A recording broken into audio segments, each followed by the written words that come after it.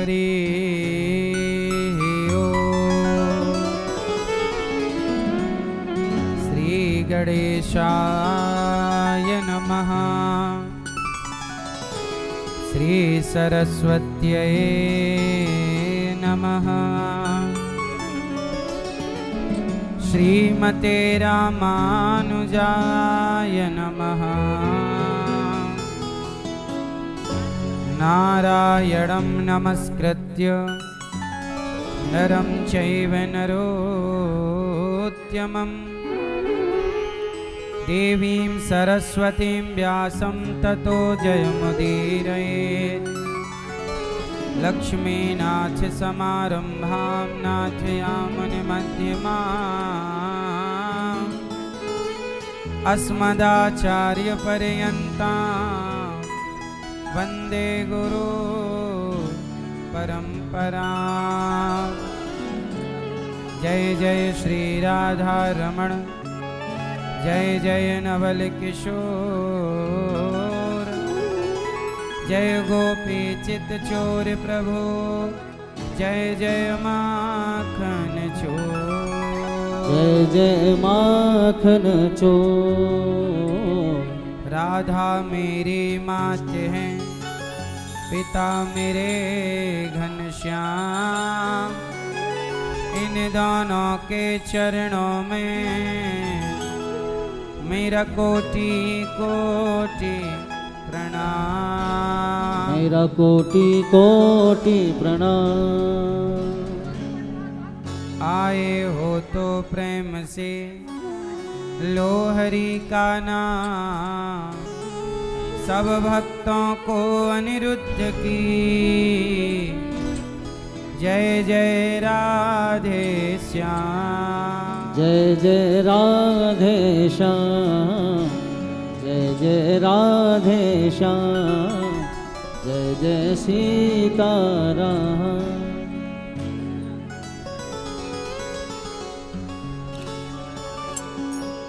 वृंदावन में हुक्म चले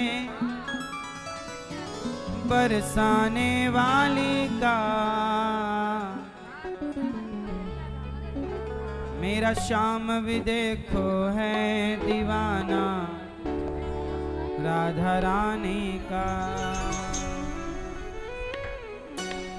राधा राधा राधा राधा राधा राधा राधा राधा राधा राधा राधा राधा राधा राधा राधा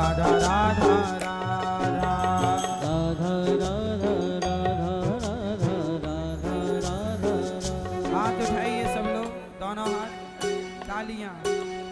राधा राधा राधा राधा राधा राधा राधा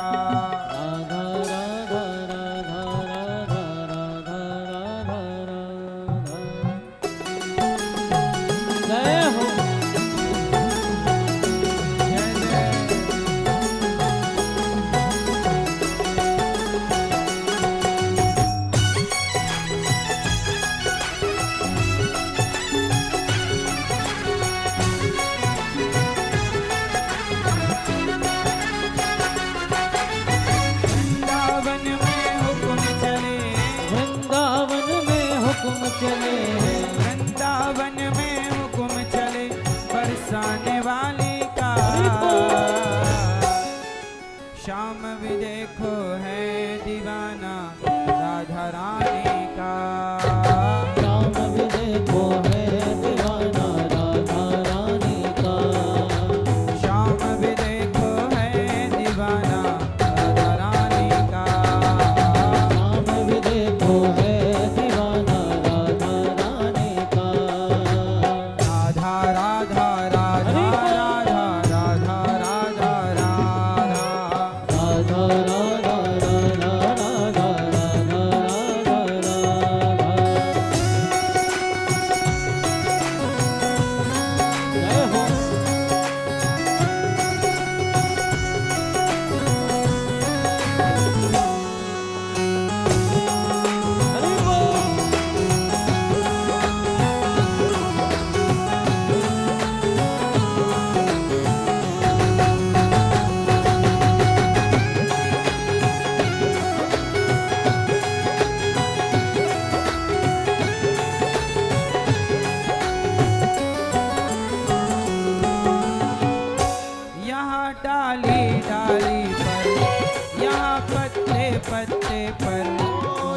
डाली डाली पर, यहाँ पत्ते पत्ते पर, यहाँ डाली डाली पर, यहाँ पत्ते पत्ते पर, राज राधे का चलता गाँव के हर रस्ते पर। राज राधे का चलता गाँव के हर रास्ते पर। यहाँ किसका राज चलता है? राज राधे का चलता गाँव के हर रस्ते पर। राज राधे का चलता गाँव के हर रास्ते पर। चारों तरफ डंका बजता, चारों तरफ डंका बजता है, चारों तरफ डंका बजता, ब्रजभानु दुलारी का। श्याम भी देखो है दीवाना राधा रानी का। श्याम भी देखो है दीवाना राधा रानी का। श्याम भी देखो है दीवाना राधा रानी का। राधा राधा राधा राधा राधा राधा राधा राधा राधा राधा हरि बोल।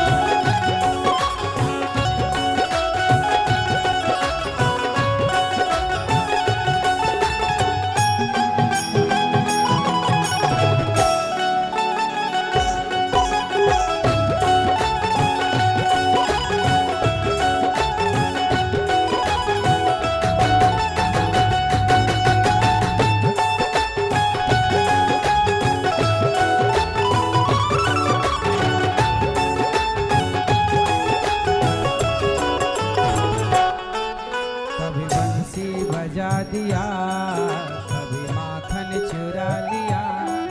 कभी बंसी बजा दिया, कभी माखन चुरा लिया। ओ कान्हा रे कैसा गजब किया मेरे कान्हा, कैसा गजब किया, ऐसा गजब किया मेरे कान्हा, कैसा गजब किया। कोई नंदलाल कहता, कोई गोपाल कहता, कोई नंदलाल कहता, कोई गोपाल कहता, कोई कहता कन्हैया, कोई बंशी का बजैया। कोई कहता कन्हैया, कोई बंसी का बजैया। नाम बदल कर रख डाला, नाम बदल कर रख डाला, नाम अरे नाम बदल कर रख डाला उस कृष्ण मुरारी का। श्याम भी देखो है दीवाना राधा रानी का। श्याम भी देखो है दीवाना राधा रानी का। श्याम भी देखो है दीवाना राधा रानी का। बंसी बजा लिया, कभी बंसी बजा दिया, कभी माखन चुरा लिया, कभी माखन चुरा लिया। ओ कान्हा रे ऐसा गजब किया मेरे कान्हा, ऐसा गजब किया, ऐसा गजब किया मेरे कान्हा, ऐसा गजब किया।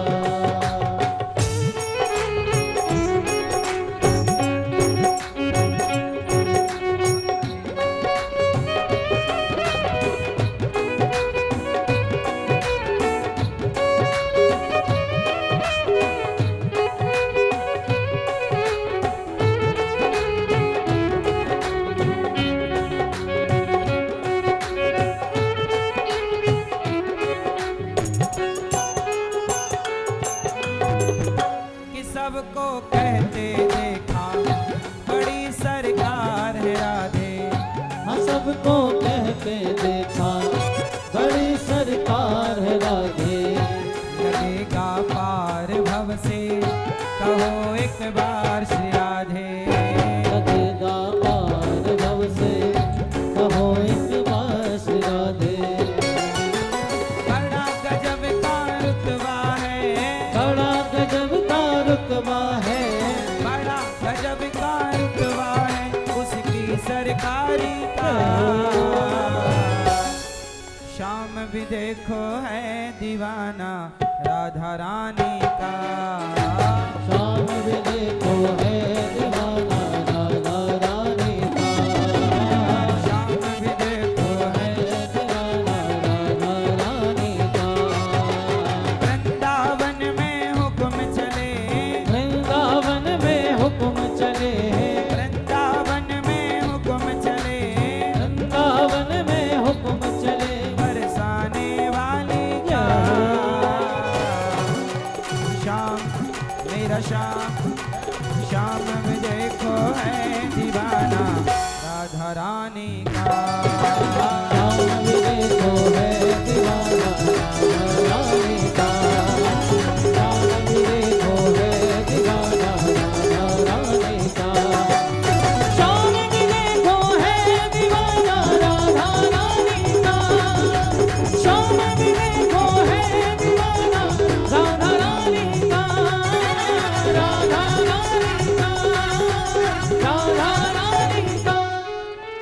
राधा राधा राधा राधा राधा राधा राधा राधा राधा राधा राधा राधा राधा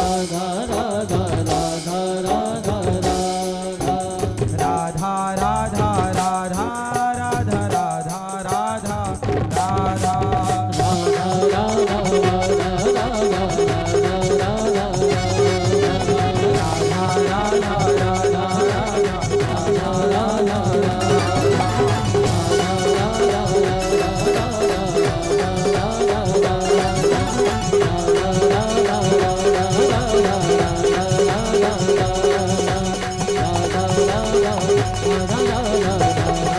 राधा राधा बोलिए भागवत भगवान की, कृष्ण कन्हैया लाल की जय। जय श्री राम। परम मंगलमय परात्पर अखिलेश्वर अखिल ब्रह्मांड नायक परात्पर परब्रह्म भगवान श्री कृष्ण की वांगमय प्रतिमूर्ति श्रीमद् भागवत महापुराण। दूर दूर से आई हमारी माताएं बहनें श्रोतागण भक्तगण साधना टीवी और श्रद्धा टीवी पर कथा का रसपान करने वाले आप सभी भक्तों को जय श्रीमन्नारायण, जय श्री कृष्णा। थोड़ा जोर से बोलो, राधे राधे, जय गौरी गोपाल, जय श्रीमन्नारायण। कैसे हैं आप लोग? आप सब अच्छे रहें, स्वस्थ और सुखी रहें, यही भगवान से आपके लिए मंगल कामना है। कथा की पावन गंगा में हमारी मैया श्रीमती मुन्नी रैकवार जी, स्वर्गीय श्री अभिनय रैकवार जी की स्मृति में कथा का आयोजन मैया जी करा रही हैं। हमारी मुन्नी मैया के लिए तालियां बजाकर वंदन करिए, स्वागत करिए। मैया जी ने अपने लोक परलोक को सार्थक बनाने के लिए भागवत सुनी है और भागवत हम सबको सुननी चाहिए। आप सबके मन में भक्ति की स्थापना भागवत से ही होती है। 19 जुलाई से यहाँ भागवत जी के पोथी पाठ हैं। आप लोग भी भागवत जी के पोथी पाठ करा सकते हैं अपने माता पिता के लिए। हमारी मैया रेखा मोहन जी कर्नाटक से हैं। आपने गौरी गोपाल आश्रम की सेवाओं के लिए, वृद्ध माओं के लिए अन्नदान किया और 21,000 रुपये का सहयोग किया है। यहाँ माताएं रहती हैं, कोई माताओं को नाश्ता करा देता है, कोई भोजन की सेवा कर देता है। यहाँ गुरुकुल में बच्चे पढ़ते हैं, कोई बच्चों को भोजन की सेवा करता है। इसी तरह गौरी गोपाल आश्रम में सभी सेवाएं अखंड और निरंतर चलती रहती हैं। आओ अब बड़े प्रेम से कथा की गंगा में डुबकी लगाएं। मैया जा रही हो? गुस्सा हो गई क्या मेरी माँ? नहीं, जल्दी जाओ मेरी माँ। सब लोग बैठो, जिनको बैठना है शांति से। कल हम लोगों ने कथा सुनी और कथा में क्या सुना कि ध्रुव जी ने बहुत छोटी सी आयु में भगवान को पा लिया। मनु जी महाराज के मृत्यु के सिर पर पांव रख के अंत में ध्रुव जी भगवान के धाम को चले गए। मनु जी महाराज के दूसरे बेटे हैं प्रियव्रत, जिनका विवाह विश्वकर्मा की पुत्री वर्हिष्मति से हुआ, जिनके 100 पुत्र हुए। सबसे बड़े का नाम है भगवान ऋषभ देव जी। ऋषभ देव जी से जैन परंपरा स्टार्ट हुई। कितनी परंपराएं स्टार्ट हुई? कौन सी? जैन। ऋषभ देव जी के सबसे बड़े पुत्र का नाम है भरत। भरत जी सबसे बड़े पुत्र हैं। एक दिन जंगल गए भरत जी, एक मृग का बच्चा पानी में बह रहा था। उस बहते हुए बच्चे को भरत जी ने बचा लिया। यहाँ तक सही था कि बचा लिया। किसी के प्राण बचा लेना बहुत बड़ा पुण्य है, पर भरत जी ने गलती कर दी। प्राण तो बचा लिए, पर उस मृग के बच्चे से भरत जी को प्रेम हो गया, लगाव लग गया। ये मेरा मृग है, खिलाना पिलाना, उसी की सेवा में दिन गुजरने लगे। जो समय भगवान के स्मरण में लग सकता था, भगवान के चिंतन में जो वक्त बीत सकता था, वो एक मृग की देखरेख में बीत रहा है। अच्छा, मृग की देखरेख करना जरूरी था? वो तो ऑलरेडी जंगल में रहता था। आपने प्राण बचाए थे, आप मृगों के झुंड में छोड़ देते, वो अपना सरवाइव करता चलता। सबको आप नहीं बचा सकते, सबको अपने हाल में रहना पड़ता है। भाई, आपकी आंखों के सामने कोई मर रहा है तो उसे बचाना आपका धर्म है। बचा लिया, अच्छी बात है, पर भरत जी ने क्या किया? उस मृग के बच्चे से प्रेम, मेरा मृग मृग मृग मृग। और आखिरी जब सांसें आई, अंतिम क्षण, तो मृग का चिंतन दर्शन करते करते प्राण निकल गए। यमराज जी ने उनकी पूरी डायरी देखी और पूरी डायरी देख के चेक किया, अरे राम राम, आपने बहुत बड़ा पुण्य किया है, पर मरते समय आपकी डायरी में लिखा है कि आपने मरते समय अपने मन को, चित्त को एक मृग में लगा रखा, इसलिए आपके ध्यान में मृग था, चित्त में मृग। इसलिए भरत जी, आपको मृग की योनि में हम भेज रहे हैं। इतना बड़ा संत, इतने बड़े साधु क्या बन के आ गए? अब स्वयं मृग बन के उसी जंगल में भटक रहे हैं। आपके भटकाव का मूल कारण है आपकी आसक्ति। ये जो आसक्ति है ना, मन की, मन का अटैचमेंट, ये मूल भटकाव है। इसलिए मुक्ति किसकी होती है? शरीर की कि मन की? बंधन किससे है? अच्छा बताओ, बंधन शरीर का है कि मन का है? उत्तर दो। कौन बंधता है? आप परिवार से कौन बंधा है? शरीर बंधा है कि मन? बच्चों से शरीर बंधा है कि मन? परिवार से शरीर बंधा है कि मन? शरीर तो आपका यहाँ बैठा है, पर कई लोगों का मन घर में है। तो बंधन शरीर का नहीं है, बंधन किसका है? इसलिए मन के बंधन को खोलने के लिए ही सत्संग किया जाता है, कि मन के बंधन को हम खोल सकें, मन के बंधन को खोल सकें। पूरा खेल मन का है। इसलिए भरत जी मृग बन करके आ गए, क्योंकि मन कहाँ लग गया? एक मृग में। इसलिए कहता हूं, आप भी मन को सब जगह ना लगाया करो। मन की स्थिति अच्छी नहीं है। मन की गति है अटपटी, झटपट लखे न कोई, और मन की जब खटपट मिटे तो झटपट दर्शन होए। मन के हारे हार है, मन के जीते। अच्छा, चाबी एक होती है, वही चाबी ताले को बंद करती है, और ताला खोलना हो तो क्या करेंगे? जिस चाबी ने बंद किया है वही चाबी ताले को खोलेगी। ऐसे मन चाबी है। आपका मन क्या है? चाबी। मन संसार की ओर लग गया तो बंधन में डाल देगा। मन संसार में लगा तो क्या देगा? बंधन। और मन भगवान में लग गया तो मुक्ति। ऐसे चाबी की तो बंद ताला, और ऐसे की तो खुल गया। तो जगत में मन लगा तो बंधन है, और जगन्नाथ में मन लगा तो मुक्ति है। ये मन ही बंधन और मुक्ति का कारण है। कोई बंधन में है, कोई मुक्त है। जिसका मन संसार में लगा है। आप लोगों का मन कहाँ कहाँ लगता है? पैसे में लगता है, परिवार में लगता है, यहाँ तक तो सही है। पर मन में विकार तब आ जाते हैं जब मन पैसे और परिवार से हटकर पड़ोसन में चला जाता है।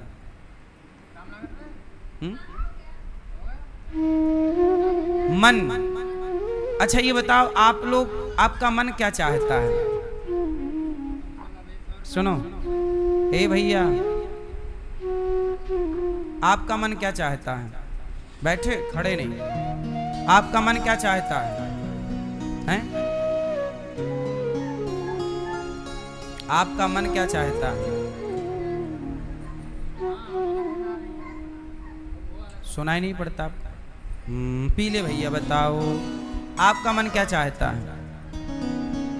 ठीक है, आपका मन, आपका मन क्या चाहता है? भैया सुनो, अब हम बता रहे हैं कि आपका मन क्या चाहता है। ये दास अनिरुद्ध बता रहा है। आपका मन वही चाहता है जो आप देखते हैं। क्या चाहता है? आपने किसी की बड़ी गाड़ी देखी तो तुरंत मन चाहेगा हमारी भी ऐसी होती। आपने किसी का बड़ा घर देखा, तुरंत मन क्लिक करेगा ऐसा अपना भी होता। आपने किसी की सुंदर पत्नी देखी, तुरंत मन क्लिक करेगा कैसी अपनी भी होती। किसी सुंदर पुरुष को देखा, मन चाहता ऐसा अपना भी होता। ये मन वही वही चाहता चला जाएगा जो आप आंखों से देखते चले जाओगे। मन कुछ भी नहीं चाहता, मन वही चाहता है जो देखता है। क्यों जी, सही है? क्यों भैया? आप कभी दाल बाफले खाए हैं? मैया आप कभी दाल बाफले खाई हो? पिंक मैया, आपने कभी दाल बाफले खाया है? नहीं खाए? आपका मन कभी दाल बाफले की तरफ जाता है? हैं? जानती हो क्या होता है दाल बाफला? नहीं जानती? आप में से कितने लोगों ने दाल बाफले नहीं खाए? हाथ उठाओ।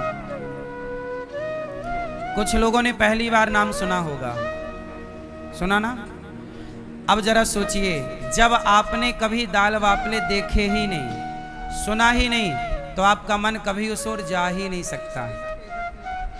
आप में से कितने लोगों ने कभी लिट्टी चोखा नहीं खाया? जिसने कभी नहीं खाया वो हाथ उठा सकते हैं। आप लोगों ने कभी नहीं खाया और कभी आपका मन जाता भी नहीं है।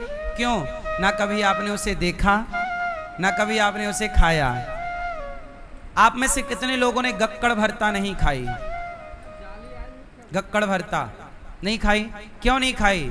क्योंकि आप लोगों ने कभी उसको देखा नहीं और कभी उसके बारे में। याद रखिएगा, आप वही खाते हैं, आपको वही अच्छा लगता है जो आपके यहाँ बनता है, जो आप देखते हैं। हाँ या ना? तो जो आप देखते हैं, जिसके बारे में आप सुनते हैं, वही वही मन चाहता है। अब जैसे आपने आज दाल बाफला सुना, तो आपका मन चाह सकता है कि यार ये भी तो खाऊं, क्या चीज होती है यार। लिट्टी चोखा आज तो सुन लिया, खा के तो देखें होती क्या है। आपने नहीं सुना था, नहीं देखा था, तो कभी मन उसकी ओर कोई संभावना नहीं है जाने की मन की। इसलिए जो देखा जाता है, जो सुना, कहाँ चले लिट्टी चोखा खाने? ये प्रैक्टिकल है, हम जाके आ रहे हैं, खा के आ रहे, जाओ। मन वही, ये अब याद रखना, मन वही चाहता है जो देखता है। इसलिए कहता हूं कि अपनी आंखों से कुछ भी ना देखा करो, क्योंकि जो देखते चलोगे वो चाह। आजकल लोग भटक क्यों रहे हैं? दिन भर इंस्टाग्राम में उल्टा सीधी चीजें देख रहे हैं, दिन भर कुछ भी देख रहे हैं, और जो जो आप देख रहे हैं मन वहां वहां जा रहा। इससे क्या हो रहा है? 100 चीजें देखी तो मन 100 जगह गया, 200 चीजें देखी मन 200 चीजें जगह गया, और आपने एक चीज देखी होती तो मन सिर्फ एक जगह। तो एक देखने से भटकाव कम है और 100 देखने से भटकाव ज्यादा है। तो मन क्यों भटकता है? क्योंकि ज्यादा चीजें देखते हो। इसलिए अपनी आंखों पर कंट्रोल, क्या देखें क्या ना देखें, क्या सुने क्या ना सुने, इसलिए खुद पर कंट्रोल। इसलिए हमारे यहां कहते हैं, देखो भालो तको मत, बोलो चालो बको मत, खाओ पियो छको मत, चलो फिरो थको मत। देखना बुरा नहीं है, घूरना बुरा है। सही है? इसलिए भरत जी जैसे महान ज्ञानी एक मृग में मन लगाने से मृग बन गए। आप लोगों का मन कहां कहां लगता है? आप मरेंगे और मन कहीं गलत जगह लग गया तो आपको उसी योनि में जाना पड़ेगा। इसलिए कहता हूं कि ये जन्म और मृत्यु का जो चक्र है, चलती चक्की देख कर दिया कबीरा रो, दो पाटन के बीच में साबुत बचा न कोई। चलती चक्की, जब चक्की चलती है तो कबीर दास जी रोते हैं। अब चक्की चले तो कबीर जी क्यों रोए? चलती चक्की देख कर दिया कबीरा। अब कबीर दास जी काहे रो रहे हैं? चक्की को देखकर। चक्की जानते हो, वो हाथ की चक्की नहीं आती थी पुराने जमाने में, गेहूं डाल दो पिस रहा है, चने डाल दो दाल बन रही है, एक का दो कर देती ना चक्की दाना चने को। तो चक्की को देखकर कबीर जी क्यों रो रहे हैं? आप बताओ, चक्की को देखकर कबीर जी क्यों रोए? क्यों रोए? इसलिए रोए, कबीर दास जी कहते हैं कि जैसे चक्की में 2 पहिया हैं और जितना दाना आता है सबको पीस देती है, ऐसे जन्म और मृत्यु के 2 पहिया हैं जो सबको जन्म मृत्यु पीस रहे हैं, सब पिस रहे हैं जन्म मृत्यु के पहिए में। कबीर दास जी बोले, सबका जन्म होता है, सब मर जाते हैं, फिर जन्म होता है, फिर मर जाते हैं, फिर जन्म होता है, फिर मर जाते हैं। यही क्रम चल रहा है करोड़ों साल से, जन्म मृत्यु। अब कबीर दास जी बोले, इससे बचना है तो क्या करें? अच्छा, इससे बचना है जन्म मृत्यु से तो क्या करें? आपको बचना है, किसी में फंसना है, किस किस को बचना है? पीछे वाली मैया, ओ लाल मैया, मैया गुस्सा से क्यों देख रही हो मेरी माँ?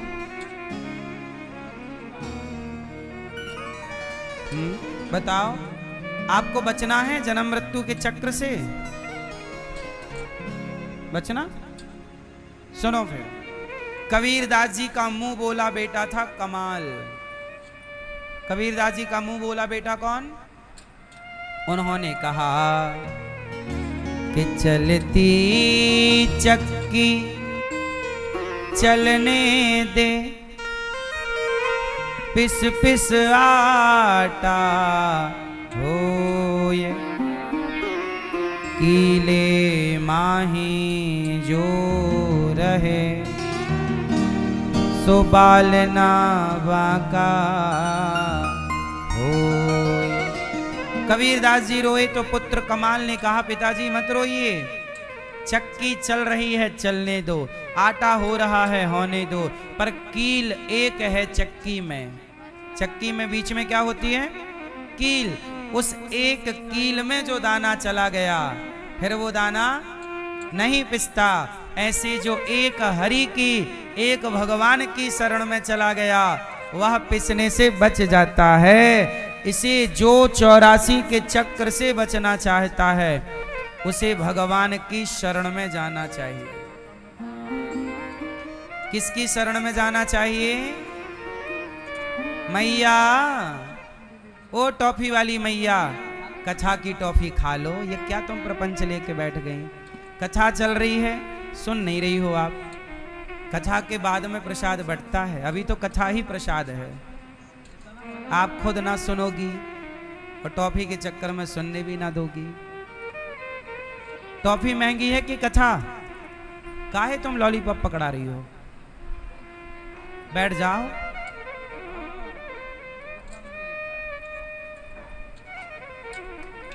लो, सुन भी तो नहीं रही है मैया। ए बहरी मैया, बैठो मेरी माँ। कथा में सिर्फ कथा सुनना है। तो चलती चक्की देखकर दिया कबीरा रोए। तो जन्म और मृत्यु के चक्र से बचना है तो क्या करना पड़ेगा? क्या करना पड़ेगा? एक भगवान की शरण में। किसकी शरण में? आपको कौन बचा सकता है जन्म और मृत्यु से? इसलिए एक हरि की शरण में, एक भगवान की शरण में आप प्रेम से रहो। भगवान की शरण के अतिरिक्त और किसी के आश्रय की जरूरत नहीं है ना। भरत जी मृग बने, बाद में मृग का शरीर छोड़ा, तब उन्होंने राजा रहुगण को ज्ञान दिया। वह रहुगण जिस मृग के चक्कर में पड़े वो मृग अगले जन्म में राजा बना और भरत जी बन गए मृग। अब राजा रहुगण का उद्धार हुआ, भरत जी ने दिव्य कृपा की। 28 प्रकार के नरकों का वर्णन है भागवत जी में। जो जस करहि सो तस फल चाखा। कितने नरक होते हैं? कितने नरक? 28 तरह के नरक। नरक कितने प्रकार के हैं? 28। नरक कितने प्रकार के हैं? आपको कौन सा नरक पसंद है? नरक जाओगे? नरक कौन जाता है? भैया बताएंगे, नरक कौन जाता है? पीछे वाले भैया। हाँ, नरक कौन जाता है? कौन? हाँ, जिनके कर्म बुरे हैं, जो बुरे कर्म करते हैं वो नरक की यातनाएं भोगते हैं। जैसे मांस खाते हो तो जैसे आपने जीव की हत्या की, ऐसे आपने उसे जितना दर्द दिया अब वो दर्द आपके खाते पे चढ़ गया। अच्छा, मुर्गा को मारते हो, उसे दर्द होता है, उसे जितना दर्द हुआ है वो आपके खाते पे लिख गया। अब उतना दर्द आपको उठाना पड़ेगा। मछली को जितना दर्द दिया उतना दर्द आपके खाते पे। अब ये सारा दर्द कहां होगा? नरक में। और यहां भी कुछ होता है, इसलिए कुछ लोगों को यहां भी अपार दर्द है शरीर में, चाह कर भी आप दूर नहीं कर सकते। कई तरह का दर्द होता है, शारीरिक दर्द भी होता है। और किसी का, आप किसी से बहुत प्यार करते थे और वो भगवान के घर चला गया तो तो उसके वियोग में आपको दर्द होता है। कोई प्रेमी आपका, कोई अपना आपको छोड़ के चला जाए तो आपको कष्ट नहीं होता। तो जितना दर्द आपने दिया होगा उतना दर्द आपके खाते पर लिखा है, वो दर्द आपको होगा, कैसे भी हो सकता है। अब आप बताइए, मैं किसी मुर्गे को मार डालूं तो मुर्गे को मरते समय दर्द हुआ होगा कि नहीं? और किसने दिया दर्द? मैंने दिया, तो मेरे खाते पे आ गया, अब वो मुझे भोगना है। इसलिए आप लोग जितना मांस वांस खाते हो, आपको मांस अच्छा लगता होगा खाने में शायद, लेकिन फिर उसका दर्द भी आपके खाते पर है, कोई और थोड़ी भोगता है। अवश्यमेव भोक्तव्यम। नरक क्यों बनाए? ईश्वर को क्या जरूरत थी? 28 तरह के नरक हैं। मांस खाने वाले को रौरव नरक, धोखा देने वाले को महारौरव नरक, है ना। पराई स्त्री पर नजरें, अब जैसे आपकी अपनी पत्नी है और आप पराई स्त्री को देख रहे हैं, अच्छा उसके पति को पता लग गया कि इस आदमी ने मेरी पत्नी के साथ गलत किया है, तो वो पति खुश होगा कि दुखी हो जाएगा? अब वो पुरुष जितना परेशान होगा उतना आपको कष्ट मिलना है, क्योंकि आपकी वजह से उसका दिल टूटा है, वो परेशान हुआ है। आपकी वजह से कोई आत्महत्या कर ले, पाप के भागीदार कौन है? इसलिए जब आप किसी का बिगाड़ते हो तो आप मत भूल जाया करो कि आपका भी तैयार है। नहीं, दूसरों के लिए गड्ढा खोदोगे तो गड्ढा अपने लिए नहीं होगा। एक गांव था, उस गांव में एक वैश्या आ गई, पता नहीं कहां से। अब गांव के लड़कों को बिगाड़ने लग गई। अब गांव के लोग परेशान हुए, एक संत जी के पास गए, महात्मा जी आप हमारे गांव चलो, और गांव में एक वैश्या आ गई है, सारे गांव के बच्चों को बिगाड़ रही है, आप जरा गांव को सुधार लो।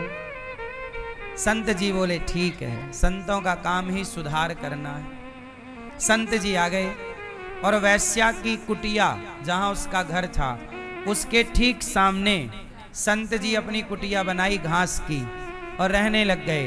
और सकार सवेरे से सीताराम सीताराम राधे श्याम कीर्तन करें, श्रीमन नारायण खूब भजन करें। अब जो भी ग्राहक थे वैश्या के, वो संत जी के पास आने लग गए। हे लाला, धीरे धीरे वैश्या के ग्राहक कम हो गए और साधु जी ने सत्संग सुना सुना के सबकी बुद्धि पवित्र कर दी। अब वैश्या को लगा यार मेरे तो कारोबार कम हो गया है, कम ग्राहक आ रहे हैं, क्या करूं? बोले जब से ये साधु जी आए हैं बाबा जी, तब से मेरा काम धाम कम हो गया, ऐसा करो इसको जला दो। तो साधु जी जब कुटिया के अंदर थे तो वैश्या ने अपने यार से कहा, उसका पक्का यार रहा होगा परमानेंट वाला, जा बाबा की कुटिया में आग लगा। यार गया और बाबा जी अंदर थे, कुटिया में आग लगा दी। और जब आग लगी तो साधु जी निकल के बाहर आ गए। आग जल रही है, लेकिन ईश्वर का न्याय अब देखना। जब आग लगी साधु जी की कुटिया पर तो हवा चली, और हवा चली तो आग उड़ उड़ करके, आग के कण उड़ उड़ कर उस वैश्या के घर पर भी चले गए, क्योंकि उसका घर भी तो लकड़ी का ही था। अब धीरे धीरे आग वैश्या के घर पहुंची और देखते देखते वैश्या का घर भी जलने लगा। वैश्या दौड़ी दौड़ी आई, साधु जी आपने मेरा घर जला दिया। साधु जी मुस्कुरा के बोले देवी मैंने नहीं जलाया। फिर बोले तेरे यार ने मेरा घर जलाया, तो मेरे यार ने भी तेरा घर जला दिया, हिसाब बराबर। जब आप किसी का बुरा करते हैं तो मत भूलिएगा कि आपका भी बुरा होगा। नहीं तो जो व्यक्ति पराई स्त्री को बरगला कर, या जो स्त्रियां पराये पुरुष को बरगला कर, आजकल बाजार में ये ज्यादा चल रहा है, इसकी स्त्री को बरगला कर, उसके पुरुष को बरगला कर लोग इनके उनके संग रह रहे हैं और चरित्रहीन होकर लोगों का घर उजाड़ रहे हैं। ऐसी स्त्रियां जो पर पुरुष में पड़ती हैं और ऐसे पुरुष जो पर नारी में पड़ते हैं, ऐसे स्त्री पुरुष कुंभी पाक नाम के नरक में जाते हैं। वहां लोहे की गरम स्त्री, लोहे का गरम पुरुष होता है, बिल्कुल गरम धधकता हुआ। स्त्री ने पुरुष के अपने पति को धोखा दिया तो वहां गरम लोहे के पुरुष से स्त्री को चिपकाया जाता है। और स्त्री, यदि पुरुष ने अपनी स्त्री को धोखा देकर पराई के चक्कर में पड़ा तो वहां पर उसे लोहे की स्त्री से चिपका कर और उसके शरीर को नोचा जाता है यमदूतों के द्वारा। सूर्य की तपन, नीचे से आग लगाकर एक तांबे की धरती, तांबे का इतना मोटा, आप ये मान लीजिए तांबा कॉपर की एक नीचे जमीन समझ लीजिए छत होती है, उसमें खड़ा करके नीचे से आग, ऊपर से सूर्य की तपन और उस लोहे की स्त्री से चिपकाया। इतनी भयंकर गर्मी होती है कि व्यक्ति तड़प जाता है पर मरता नहीं है। वहां सिर्फ तड़पना होता है। नरकों में क्या है, नरक की यातनाओं से कभी कोई मरता नहीं है, वहां सिर्फ तड़पने की व्यवस्था है। इसलिए आप ऐसे कोई कर्म ना कीजिए कि जो कर्म आपको नरकगामी बनाए। ठीक है, आप लोग तो नहीं अपनी पत्नी को धोखे में रखे हो, पड़ोसन के चक्कर में तो नहीं हो? क्यों आप नहीं? आप भैया पड़ोसन के चक्कर में नहीं हो? आप भैया पीछे वाले, आप अभी किससे, पड़ोसन से बात कर रहे थे? नहीं, शादी हो गई? कहाँ है पत्नी? लाए नहीं? हाँ, क्यों छोरा, आपकी हो गई शादी? नहीं, तुम तो नहीं हो किसी के चक्कर में? बता, नहीं? पक्का? खाओ मां कसम।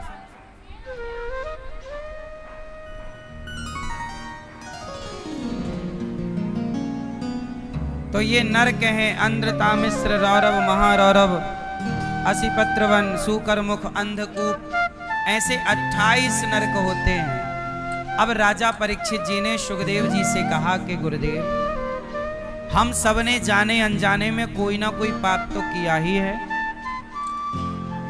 क्या हम सबको नरक भोगना पड़ेगा? क्या नरक जाना पड़ेगा? बोले हाँ। कोई उपाय है कि हम नरक ना जाएं? बोले एक उपाय है। अच्छा ये बताओ, आपने यदि पाप किया है तो बताओ नरक जाना पड़ेगा कि कोई उपाय है? आपके पास है कोई उपाय? मेरे पास एक उपाय है आपको नरक से बचाने का, कहो तो मैं उपाय दे दूं। बताओ किस किस को बताऊं? बताओ किस किस को उपाय बताऊं नरक से बचने का? मतलब आप सबको कंफर्म है कि नरक जाना है? कंफर्म है अंदर? बता दो महाराज जी उपाय, बच जाए, क्योंकि अब तो कर चुके हैं कर्म।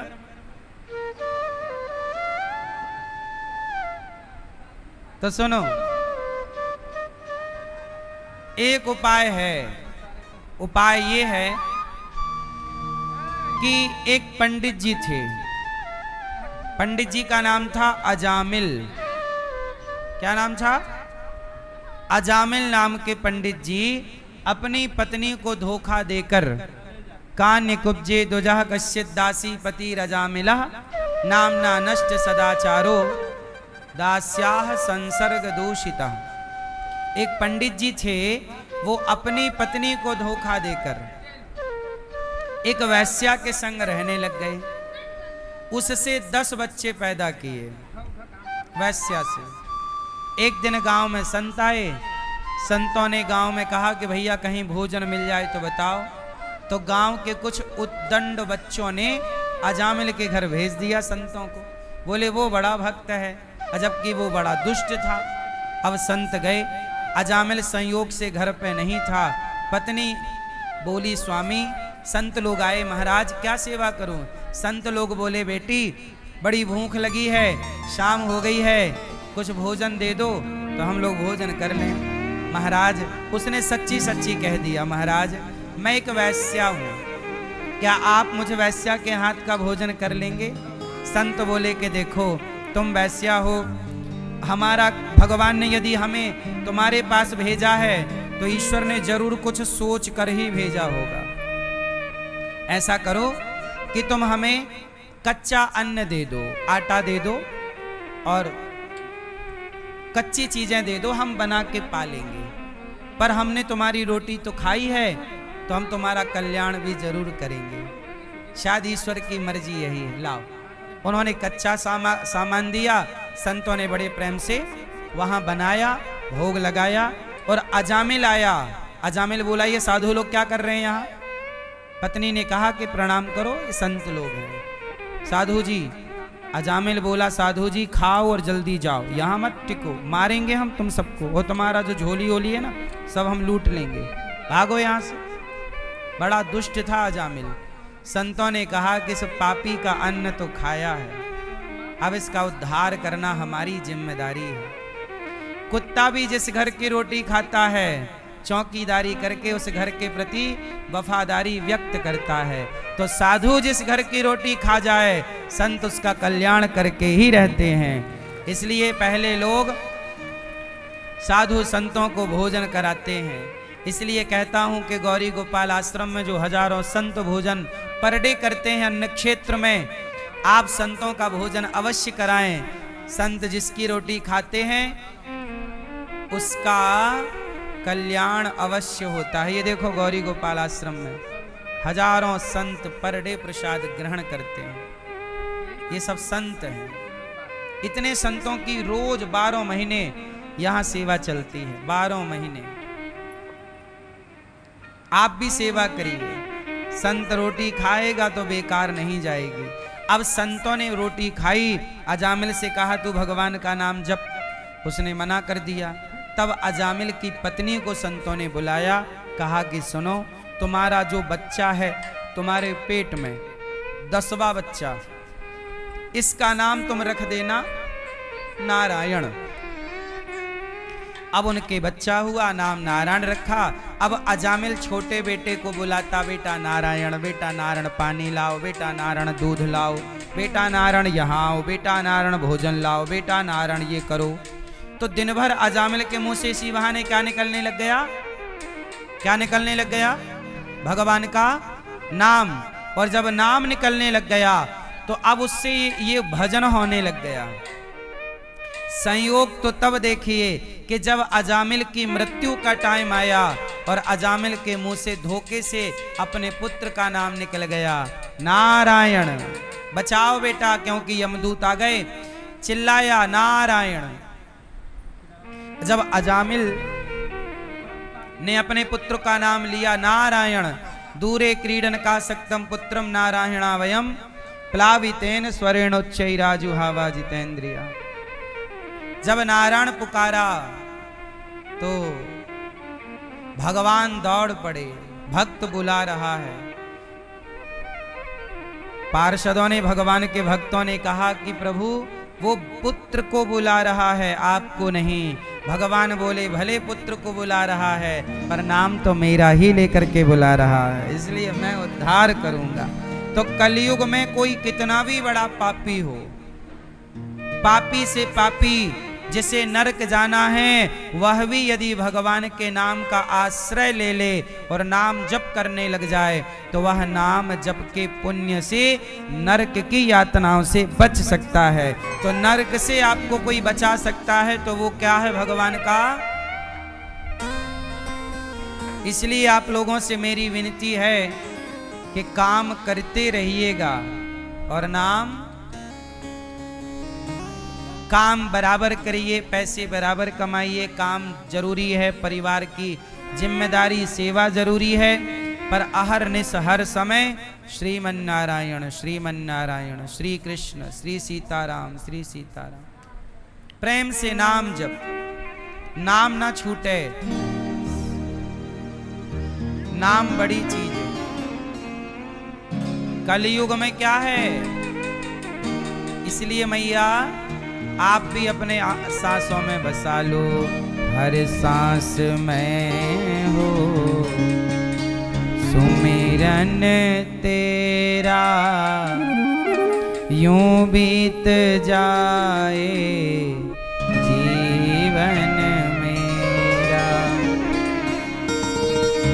हर नैनों की खिड़की से तुझको पल पल मैं निहारूं, नैनों की खिड़की से तुझको पल पल मैं निहारूं, मन में बिठा लूं तेरी आरती उतारूं, मन में बिठा लूं तेरी आरती उतारूं, डाले रहूं तेरे चरणों में डेरा, यूं बीत जाए जीवन मेरा।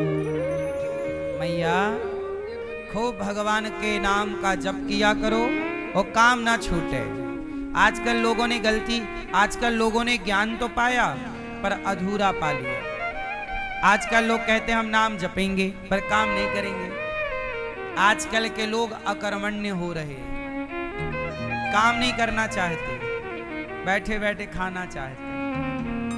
आज के लोग क्या कहते हैं, हमारा मन काम में नहीं लगता, महाराज जी वृंदावन ही रख लो हमें, क्योंकि यहाँ बैठे बैठे खाने का मन है, काम ना करना पड़े। नहीं, जहां हो वहीं रहो और काम पूरे करो, जिम्मेदारियां पूरी करो, कार्य करते हुए ध्यान भगवान का। हे नाथ मैं आपको कभी, बोलो हे नाथ मैं आपको कभी भूलू नहीं। काम जरूरी है, माँ की सेवा, पिता की सेवा, पत्नी का ख्याल, बच्चों को संस्कार सब जरूरी है, पर हर समय ये भाव रहे कि ये कुछ भी मेरा नहीं है, मेरापन नष्ट हो जाए। ये मेरा नहीं है, ये भगवान का, ये भगवान का है, इस भाव से मैं काम करूंगा। ये मेरा है इस भाव से नहीं, ये मेरा है फिर मैं काम करूं तो मुझे अहंकार आएगा, और ये भगवान का है फिर मैं काम करूं तो मुझे अहंकार नहीं आएगा, क्योंकि मेरा नहीं है। दिमाग में ये सेट है कि किसका है, भगवान का। अजामिल ने मरते समय प्रभु को पुकारा, अजामिल का उद्धार हो गया। एक बार क्या हुआ, तो ये नाम की महिमा यहां पर गाई गई है। एक बार क्या हुआ कि देवराज इंद्र ने अपने गुरुजी का अपमान कर दिया, अपने गुरुजनों का तिरस्कार नहीं करना चाहिए। मैया, ओ मैया, झोला वाली मैया चली नहीं चली तो काहे खड़ी हो गई।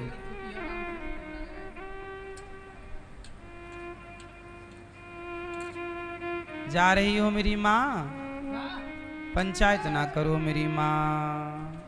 हाँ हाँ कर लो गुटर गू। देखो देखो देखो पंचायत खड़े हो, कथा सुनने आई हैं ये और प्रपंच कर रही हैं खड़े होके बीच कथा में। मैया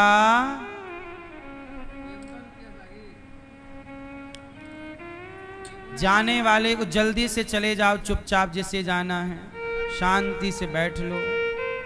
3 घंटे का समय निकाल लिया करो, और बीच में ही जाना हो तो पीछे बैठ जाया करो। अब जरा सी देर में मटक के चलना भी है और आगे भी बैठना है।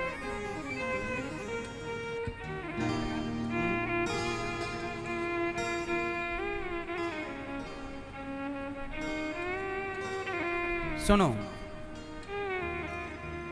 भगवान एक बार इंद्र ने अपने गुरु जी का अपमान कर दिया। क्या कर दिया? अपमान। कैसा अपमान? कि देवराज इंद्र सुरा में सुंदरियां नाच रही थी कि वहां पर गुरु जी का आगमन हुआ, और जैसे ही गुरु जी आए तो देवराज इंद्र अपने गुरु को देखकर भी अपनी आसन से खड़े होकर गुरु जी का स्वागत सम्मान नहीं किया। तब बृहस्पति जी इंद्र से रूठ गए, और जब गुरु रूठ जाते हैं तो फिर भगवान भी रूठ जाते हैं। देवराज इंद्र पर संकट के बादल मंडराने लग गए, और देवराज इंद्र का इंद्रासन वृत्तासुर ने छीन लिया। किसने छीन लिया?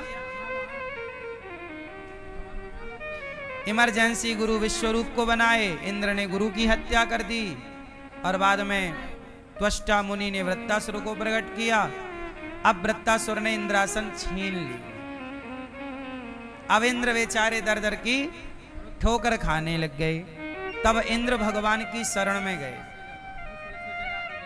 और भगवान की शरण में गए तब भगवान ने उपाय बताया कि इंद्र, तुम महर्षि दधीचि ऋषि के पास जाओ और उनसे उनकी हड्डियों की याचना करो। देखो, हमारे देश में इतने बड़े बड़े दानी हुए हैं कि जिन्होंने अपनी हड्डियों का दान कर दिया। किसका दान?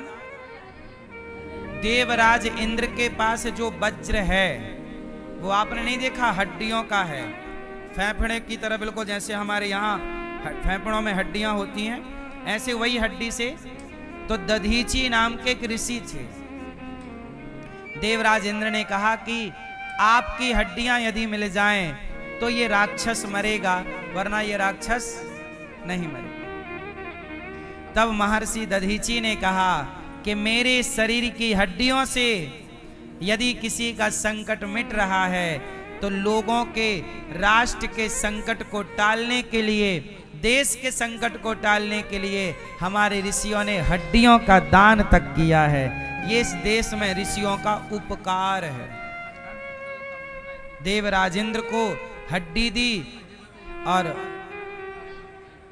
हड्डी जब दी तो देवराज इंद्र उस हड्डी से एक वज्र, विश्वकर्मा जी उसका एक वज्र निर्माण करते हैं, और वज्र से फिर जाकर के उस वृत्तासुर का उद्धार। पर जब वृत्तासुर ने ऋषि की हड्डी का वज्र देखा तो ऋषि की हड्डियों में, चूंकि वो ऋषि सदा हृदय में किसको रखते थे? भगवान को।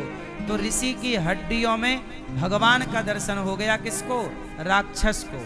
तब राक्षस ने भगवान को प्रणाम करते हुए कहा, अहम हरे तब पादैक मूला दासानुदासो भवितास्मि भूया।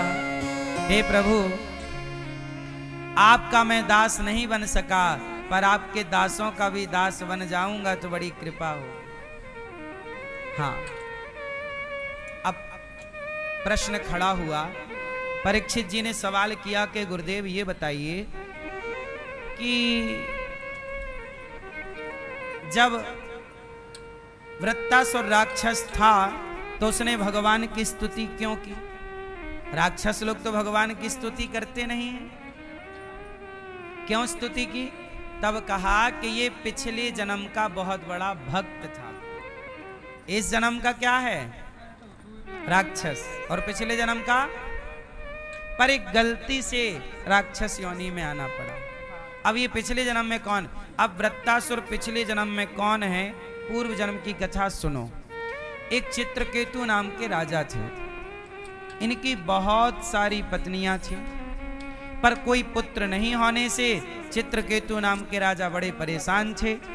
तो राजा ने एक संत जी से कहा,